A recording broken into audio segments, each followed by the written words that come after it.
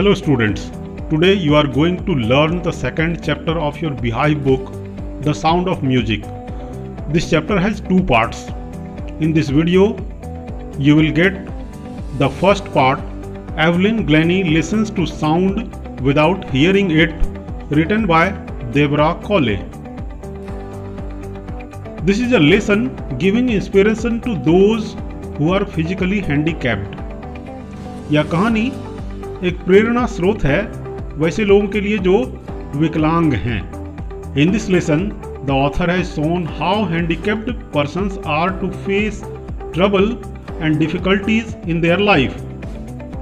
इस पाठ में लेखक ने दिखाया है कि किस तरह विकलांग लोग अपने जीवन में बहुत सी मुश्किलों परेशानियों का सामना करते हैं. Most of them start begging or some other lawless activities. उसमें से ज़्यादातर विकलांग लोग परिस्थितियों से हार मानकर भीख मांगने या इस तरह के अन्य काम शुरू कर देते हैं. But some persons fight it hard and get a high position in life.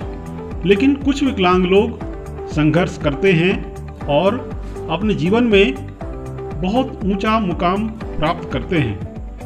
A small girl of 11, Evelyn Glennie gets her hearing capacity lost. एक 11 साल की लड़की एवलिन ग्लेनी अपने सुनने की क्षमता खो बैठती है, बहरी हो जाती है. But she struggles hard and learns the music. और वह कठिन परिश्रम करके संघर्ष करके संगीत सीखती है. She becomes a music star. और वह संगीत के क्षेत्र में बहुत बड़ी कलाकार बनती है.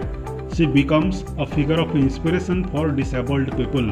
और इस तरह से वह विकलांग लोगों के लिए एक प्रेरणा की स्रोत बन जाती है. यही इस कहानी में हम लोग पढ़ने वाले हैं. Now about the writer. Deborah Cowley is a writer and broadcaster. Deborah Cowley एक राइटर के साथ साथ ब्रॉडकास्टर भी हैं. She has traveled the world while writing more than 100 articles for different editions of the Reader's Digest. उन्होंने पूरे विश्व को घूमकर देखा जब वह लिख रही थी रीडर्स डाइजेस्ट नाम के एक पत्रिका के लिए आर्टिकल्स. और उसने लगभग 100 आर्टिकल उस पत्रिका के अलग अलग भाग के लिए लिखे हैं. She has been an on-air broadcaster of CBC radio in Washington DC. वह CBC रेडियो के लिए वाशिंगटन डीसी में एक ब्रॉडकास्टर का भी काम कर चुकी हैं. And worked for CBC television in London and Cairo in Egypt.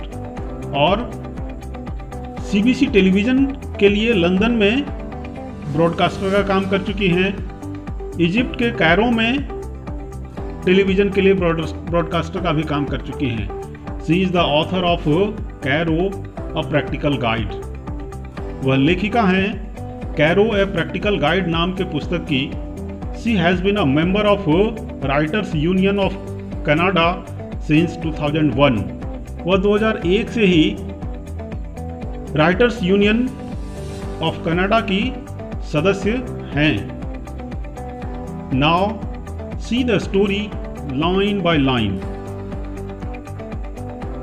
Rush hour crowds jostle for position on the underground train platform. Rush hour crowds means सबसे अधिक भीड़ वाले समय का जो भीड़ था वह क्या कर रहा था? जोसल मीन्स धक्का मुक्की करना. वह भीड़ धक्का मुक्की कर रहा था किस लिए? For position on the underground train platform. भूमिगत रेलवे प्लेटफॉर्म के ऊपर अपनी जगह बनाने के लिए लोग धक्का मुक्की कर रहे थे.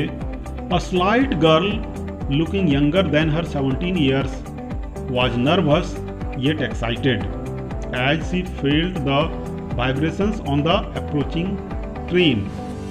A slight girl, a little girl, एक छोटी सी लड़की, लुकिंग यंगर देन हर 17 years, जो अपने 17 साल के उम्र से कम की दिखाई पड़ रही थी, वॉज नर्वस, वह थोड़ी घबराई हुई थी, येट एक्साइटेड, लेकिन उत्साहित थी, as she felt the vibration of the approaching train, जब वह ट्रेन के आने का जो कंपन था, वाइब्रेशन था, उसको महसूस की, तो वह थोड़ी घबराई हुई थी लेकिन उत्साहित थी।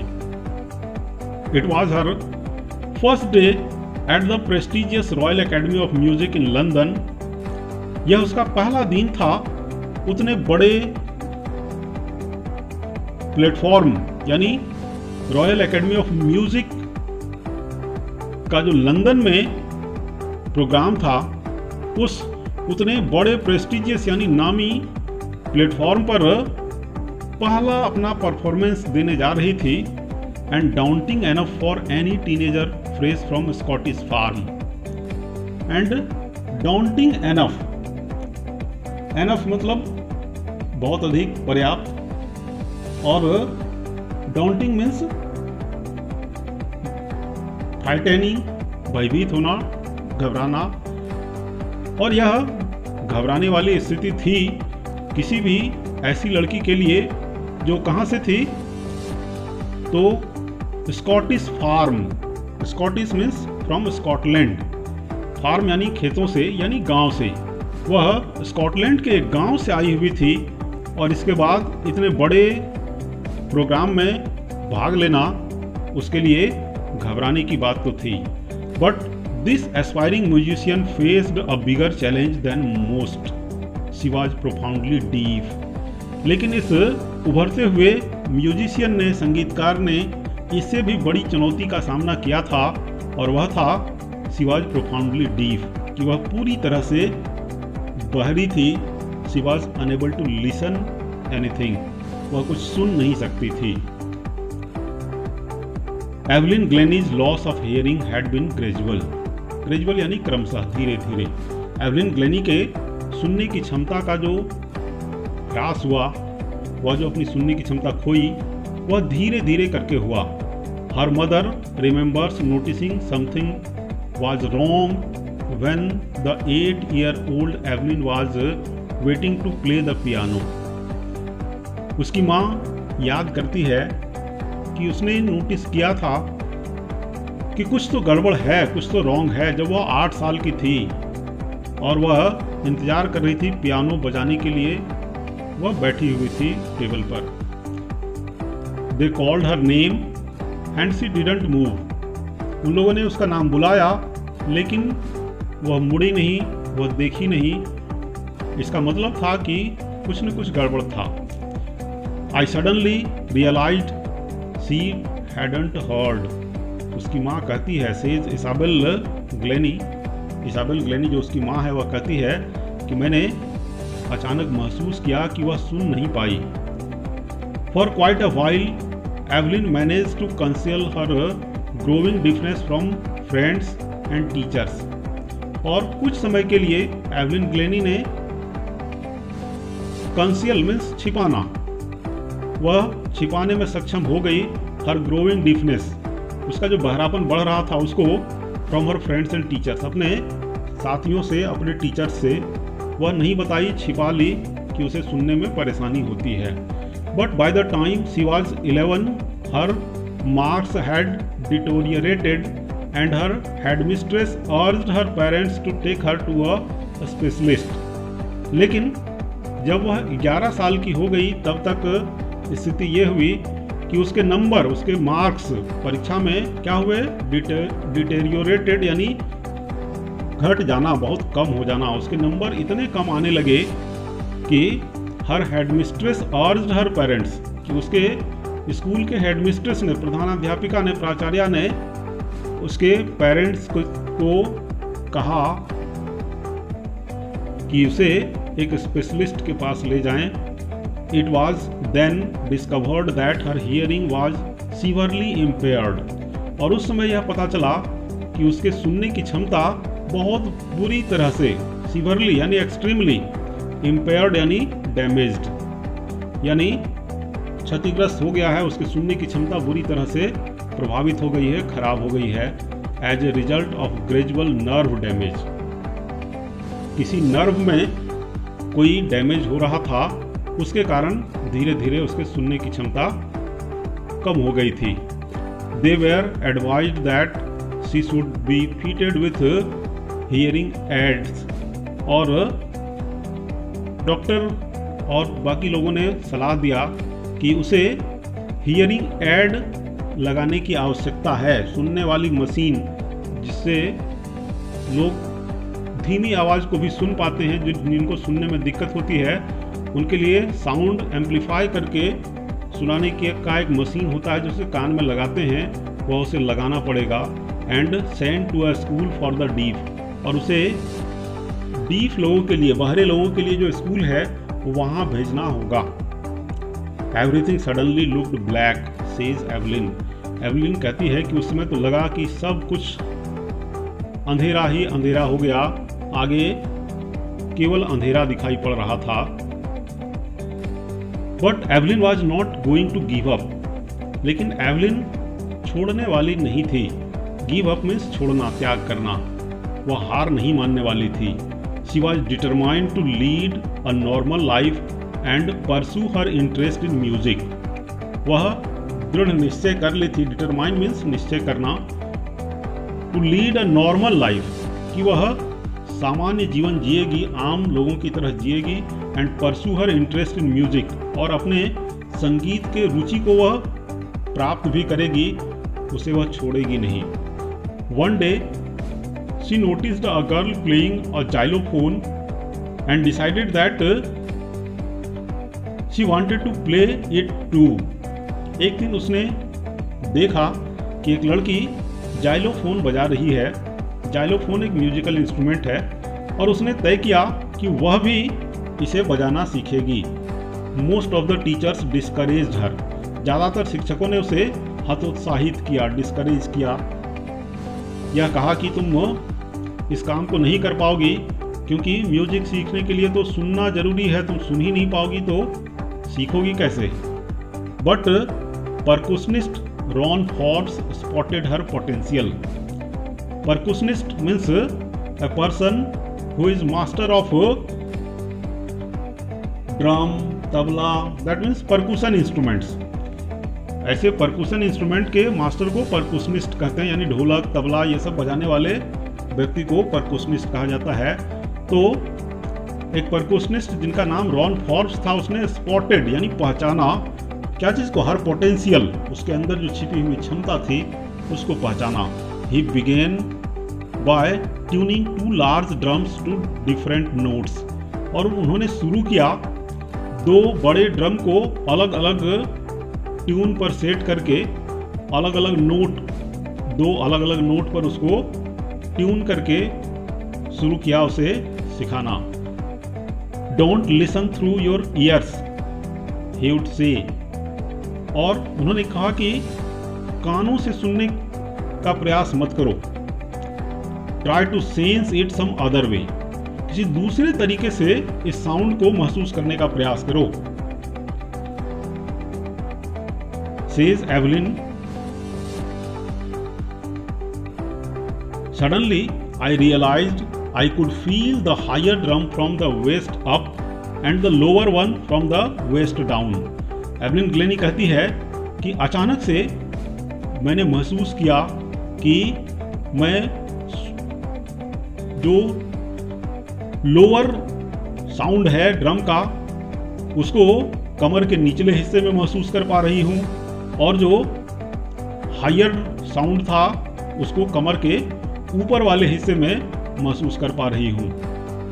Forbes repeated the exercise and soon Evelyn discovered that she could sense certain notes in different parts of her body।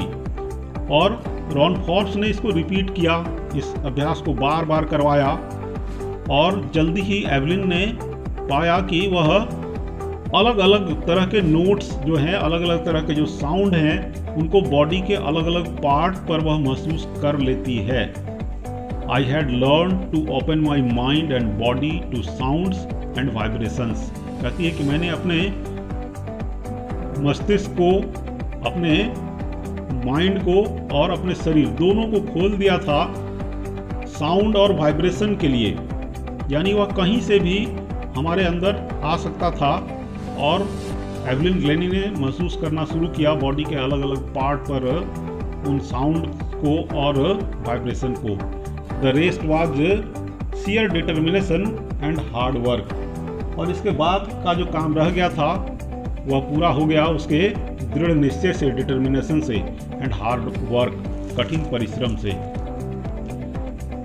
She never looked back from that point onwards. और इसके बाद वह कभी पीछे मुड़ करके नहीं देखी। कहने का मतलब वह आगे बढ़ते ही गई। She toured the United Kingdom with a youth orchestra and by the time she was 16। और वह एक ऑर्केस्ट्रा के टीम के साथ यूनाइटेड किंगडम गई और उस समय वह 16 इयर्स की थी। She had decided to make music her life। उसने निश्चय कर लिया था कि वह संगीत को ही अपना जीवन बनाएगी। She auditioned for the Royal Academy of Music and scored one of the highest marks in the history of the academy। उसने ऑडिशन दिया। ऑडिशन देना मतलब वो किसी भी कार्यक्रम में अपनी योग्यता दिखाने के लिए छोटा एक परफॉर्मेंस देना, एक छोटा कार्यक्रम देना ऑडिशन कहलाता है।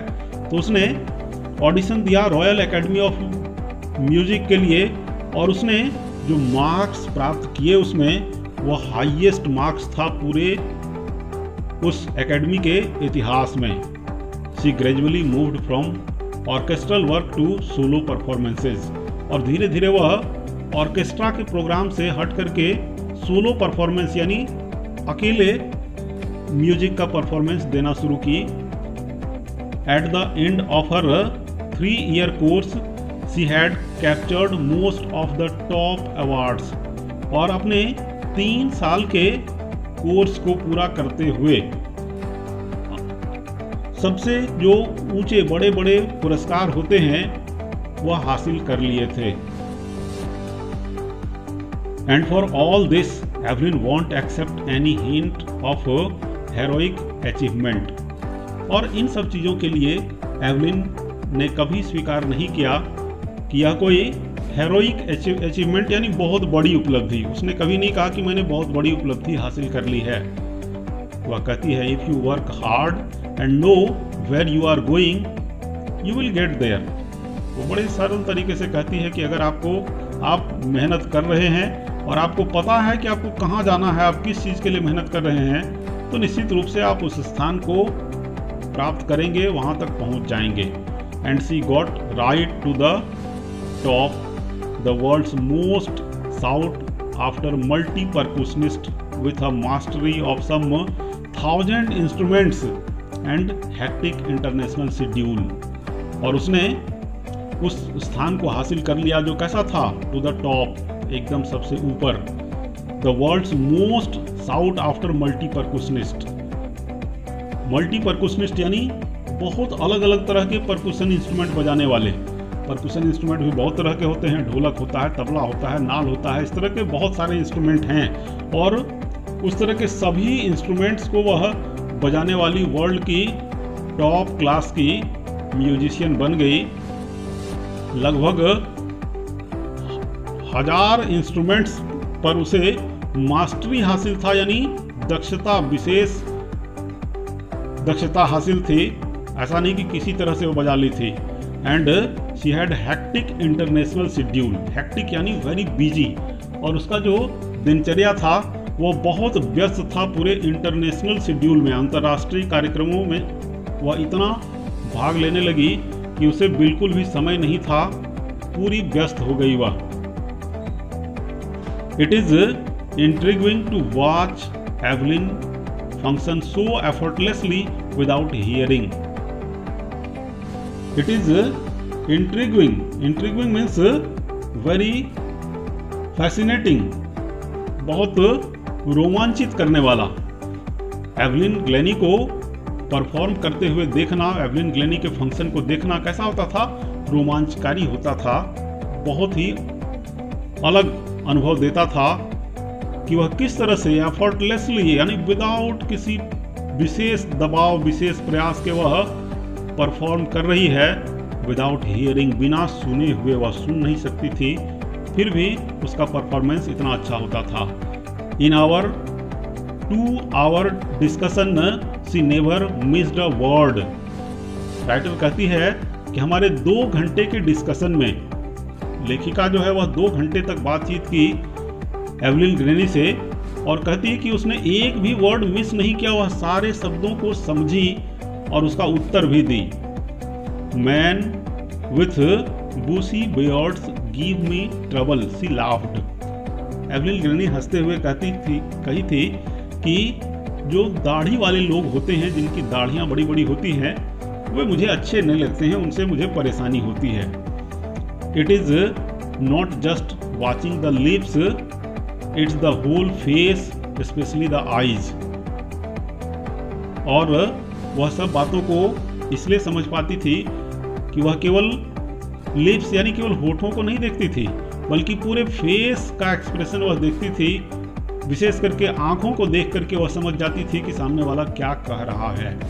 She speaks flawlessly with a Scottish lilt. Lilt यानी टोन, स्कॉटिश यानी स्कॉटलैंड से रिलेटेड, स्कॉटलैंड से संबंधित। वह जब बात करती है तो किस तरह से, फ्लॉलेसली यानी विदाउट एनी मिस्टेक, बिना किसी तरह की गलती किए वह स्कॉटिश टोन में बात करती है, स्कॉटलैंड के लैंग्वेज की तरह टोन में वह बात करती है। My speech is clear because I could hear till I was 11 she says. वह कहती है कि मेरी बातें बहुत स्पष्ट हैं, मैं सब कुछ बोल पाती हूँ क्योंकि मैं 11 साल तक सुनती थी। But that doesn't explain how she manage to learn French and master basic Japanese. लेकिन यह बात स्पष्ट नहीं होता है, वह इसको नहीं एक्सप्लेन कर पाती है कि उसने फ्रेंच लैंग्वेज को कैसे सीखा, जैपनीज लैंग्वेज को कैसे सीखा। 11 साल की उम्र के बाद ये दोनों लैंग्वेज वह सीखी थी। As for music she explains. और संगीत के बारे में वह बताती है कि it pours in through every part of my body. Pour मतलब होता है अंदर आना। कहती है कि संगीत उसके अंदर शरीर के हर पार्ट से आता था। It tingles in the skin, my cheekbones and even my hair। कहती कि यह एक संवेदना उत्पन्न करती है संगीत उसके शरीर के अलग अलग भाग में, जैसे चाहे वह स्किन हो या फिर चीक बोन्स, गाल की जो हड्डी है उस पर, यहाँ तक कि कहती कि उसके बालों पर भी संवेदना उत्पन्न हो जाती है संगीत से, उसको भी वह महसूस कर पाती है। When she plays the xylophone, she can sense the sound passing up the stick into her fingertips। जब वह जाइलोफोन बजाती है तो जाइलोफोन के स्टिक से होकर के वह वाइब्रेशन उसके अंगुलियों से होते हुए उसके माइंड तक पहुंच जाता है, उसको वह महसूस कर पाती है।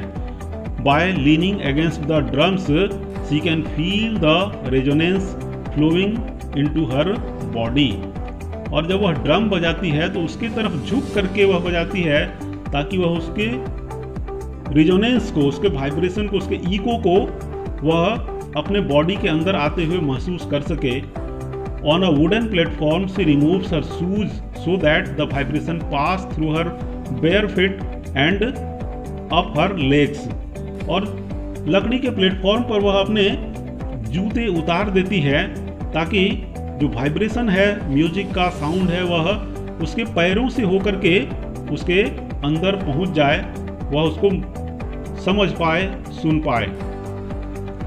Not surprisingly Evelyn delights her audience in 1991 she was presented with the royal Philharmonic societies prestigious soloist of the year award. और नॉट सरप्राइजिंगली, ये आश्चर्य की बात नहीं थी कि एवलिन डिलाइट्स हर ऑडियंसेस, एवलिन ने अपने श्रोताओं को खुश कर दिया।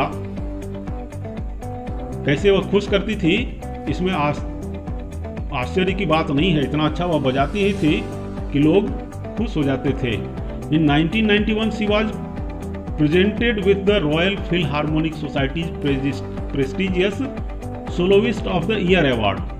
1991 में रॉयल फिलहार्मोनिक सोसाइटी ने उसे सोलोइस्ट ऑफ द ईयर का पुरस्कार दिया। पूरे वर्ष की सबसे अच्छी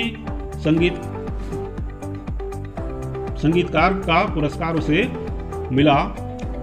सीज मास्टर परकुशनिस्ट जेम्स ब्लेड्स, एक बहुत ही बड़े परकुशनिस्ट जेम्स ब्लेड्स ने कहा है, गॉड में have taken her hearing but she has given her back something extra ordinary, कि ईश्वर ने उसके सुनने की क्षमता को जरूर छीन लिया, लेकिन उसे उसके बदले कुछ बहुत ही एक्स्ट्रा ऑर्डिनरी, बहुत ही विशेष असाधारण शक्ति दे दिया था ईश्वर ने। What we hear she feels, जिसको हम लोग सुनते हैं वह उसको महसूस करती है। Far more deeply than any of us, और हम लोगों से कहीं ज़्यादा गहराई से महसूस कर लेती है उसको। That is why she expresses music so beautifully, इसीलिए वह संगीत को इतने सुंदर ढंग से प्रस्तुत कर पाती है। Evelyn confesses that she is something of a workaholic. Workaholic means a person who cannot live without working. ऐसा व्यक्ति जो काम किए बिना रह नहीं सकता है, उसको कहते हैं वर्कएहोलिक, यानी काम करने का आदी। वह कन्फेस करती है अपने बारे में, वह स्वीकार करती है कि वह एक वर्कएहोलिक है, यानी बिना काम किए बिना मेहनत किए वह रह ही नहीं पाती है। कहती I have just got to work often harder than classical musicians. कहती कि मैं हमेशा काम करती रहती हूँ और यहाँ तक कि जो क्लासिकल म्यूजिशियंस होते हैं उनसे भी अधिक परिश्रम करती हूँ, but the rewards are enormous, और उसके बदले में जो मिलता है, जो प्राप्त होता है, पुरस्कार मिलता है, वह भी बहुत बड़ा है। इनॉर्मस यानी very big. Apart from the regular concerts, Evelyn also gives free concerts in prisons and hospitals. और जो अपने रेगुलर कंसर्ट यानी म्यूजिक के प्रोग्राम, अपने संगीत के कार्यक्रम जो उसके रेगुलर होते थे, उनके अतिरिक्त वह प्रिजन्स यानी जेल और हॉस्पिटल अस्पताल, ये दोनों जगहों पर वह फ्री प्रोग्राम देती थी, फ्री कंसर्ट करती थी। वहाँ के लिए वह कोई फ़ी नहीं लेती थी, कोई पैसा नहीं लेती थी। She also gives high priority to classes of young musicians, और जो नए म्यूजिशियंस जो अभी उभर रहे होते हैं, यंग म्यूजिशियंस, उनको वह बहुत प्राथमिकता देती थी। And Richlin of the Beethoven fund for deaf children says she is a shining inspiration for deaf children. And Richlin जो है, जो कि Beethoven fund for deaf children से बिलोंग करती है, यानी एक संस्था है Beethoven fund for deaf children, उसकी एक मेंबर है एन रेचलिन। वह कहती है कि she is a shining inspiration for deaf children, कि एवलिन ग्लेनी एक बहुत बड़ी प्रेरणा की स्रोत है डीफ बच्चों के लिए, बहरे बच्चों के लिए, जो बच्चे सुन नहीं पाते हैं उनके लिए। They see that there is nowhere that they can not go, और वे लोग देख सकते हैं कि कोई ऐसा जगह नहीं है जहाँ की वे लोग नहीं जा सकते हैं, यानी जो लोग डीफ हैं, बहरे हैं, वे भी हर काम को कर सकते हैं। Evelyn Glennie has already accomplished more than most people twice her age, और एवलिन ग्लेनी ने हासिल कर लिया था अपने से दुगुने उम्र के लोगों से भी अधिक बड़ी बड़ी उपलब्धियाँ। She has brought percussion to the front of orchestra, उसने ऑर्केस्ट्रा में परकुशन इंस्ट्रूमेंट को, ढोलक, तबला, ये सब को आगे ले आया था। यानी पहले ढोलक वगैरह ऑर्केस्ट्रा में सामने रख करके नहीं बजाया जाता था, सामने दूसरे जो म्यूजिकल इंस्ट्रूमेंट होते थे उनको रखा जाता था, ढोलक वगैरह पीछे रहता था। और एवलिन ग्लेनी ने उसको बदला, उस ट्रेंड को, और परकुशन इंस्ट्रूमेंट को ऑर्केस्ट्रा में भी आगे लाया, इतना अच्छा वह बजाने लगी। And demonstrated that it can be very moving, और लोगों को प्रमाणित करके दिखाया, प्रूव करके दिखाया कि ये भी बहुत प्रभावशाली हो सकता है। She has given inspiration to those who are handicapped. उन लोगों को उसने प्रेरणा दिया, इंस्पिरेशन दिया जो लोग विकलांग हैं। People who look to her and say, उन लोगों को जो उसकी तरफ देखते हैं और कहते हैं If she can do it, I can. कि अगर वह ऐसा कर सकती है तो मैं भी ऐसा कर सकता हूँ। And not the least, she has given enormous pleasure to millions. और उसने बहुत बड़ी खुशी दी है लाखों लोगों को। इस तरह से एवलिन ग्लेनी के बारे में इतना कुछ हम लोग सुने। अंत में कुछ क्वेश्चन है, इसका आंसर आप लोग जो सुने उसके आधार पर दे सकते हैं। YouTube के कमेंट सेक्शन में इनका आंसर आप लिखेंगे, उनको देख लिया जाएगा। आज के लिए इतना ही। Thank you.